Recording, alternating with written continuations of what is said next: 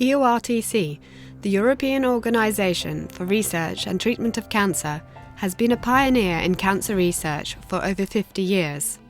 Our aim is to improve cancer care, quality of life and survival.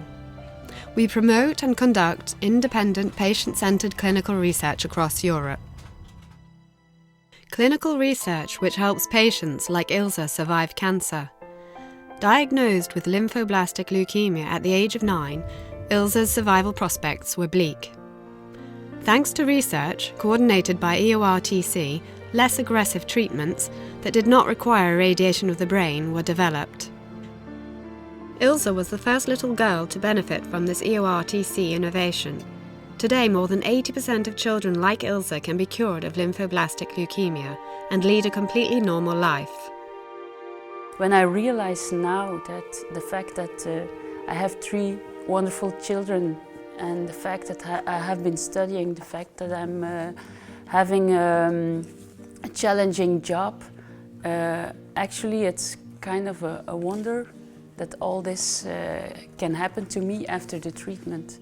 So I realize probably more than anyone else how important those clinical trials are, because the doctors want to make progress in the treatment of leukemia. For me it was very important to be in the trial because that's the reason I've not been irradiated. So it's very important that those programs are going on and that the treatments are made better and better for the patients in the years to come. Once you have cured a mouse, there is still a long way to go prior to treat patients at the bedside. High-quality international clinical research is imperative to develop and validate innovative and more effective therapy to reduce cancer-related mortality for the benefit of all patients. In the 1970s, those diagnosed with testicular cancer had no chance of long-term survival. Childhood leukemia patients, 10%. Those with Hodgkin disease, 10%. Now, long-term survival for these cancers is up to 90%. This phenomenal improvement is largely thanks to clinical research. But curing or managing the disease is not always the end of the story. Stigma and discrimination in employment, education and insurance can bring their own challenges which need addressing. Here, Eortc is unique in its long-term approach, studying patients' quality of life over years, even decades. The Eortc headquarters has a wealth of information on more than 180,000 patients. Each of them, over the years, has agreed to participate to Eortc clinical research activities.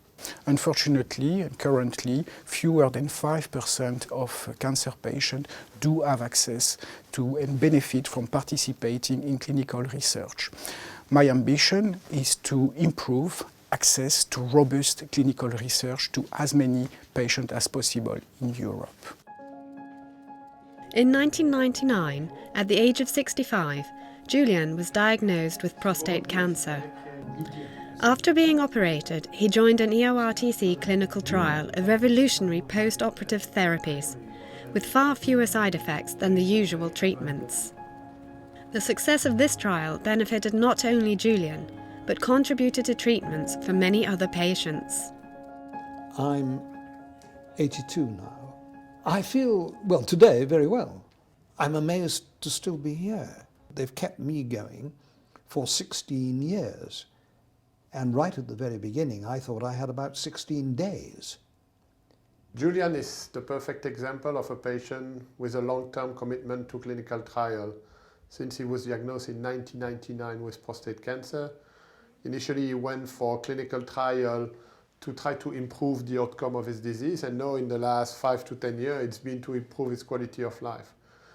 And this is something, as an academic onco-urologist working with Eortc, I do value a lot. It's investigating not only the effect of the treatment, but how we can improve the long-term quality of life of these long-term survivors. In the beginning, I really didn't think I was going to last very long, and it is entirely thanks to the professional help that I've received here, that I'm still around. So I really wake up every morning and think, well, here I am, now what's for today? My only regret is that I retired, you know, when I was 71 or 72, because as I feel now, I felt I should have carried on. Eortc's network of more than 4,000 oncologists and researchers and more than 600 university hospitals work together in 37 countries, voluntarily. Our 180 staff members lead and coordinate this international research from our Brussels headquarters. If you look at the developments in cancer treatment over the past 50 years, the results are staggering. Today we are witnessing nothing less than a revolution in the way cancer treatments are developed. Look ahead to the next 50 years and you can expect Eortc to be at the forefront of great advancements and cure of cancer. Eortc was started by a small group of visionary oncologists in the 1960s and has become a unique pan-European clinical research organization. This has been achieved with the financial support from donors, from cancer charities, and from grants received through the Eortc Cancer Research Fund. When you look at what has been achieved and the means which were given to Eortc, you realize the enormous successes which Eortc has made in improving the life expectancy and the quality of life of cancer patients. More than 1 in 4 of us can expect to develop cancer, but the outlook may not be as harsh as we think. More patients are cured than ever before. Many others are living longer with improved quality of life.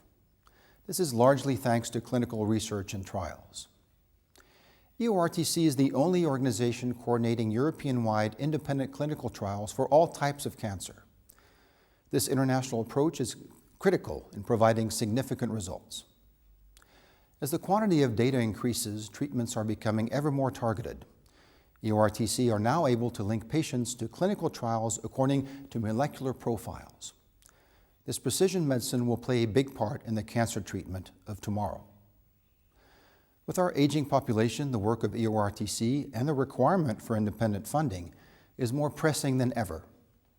I hope you will join me in supporting Eortc in its unique work to improve cancer care for us all. Thank you.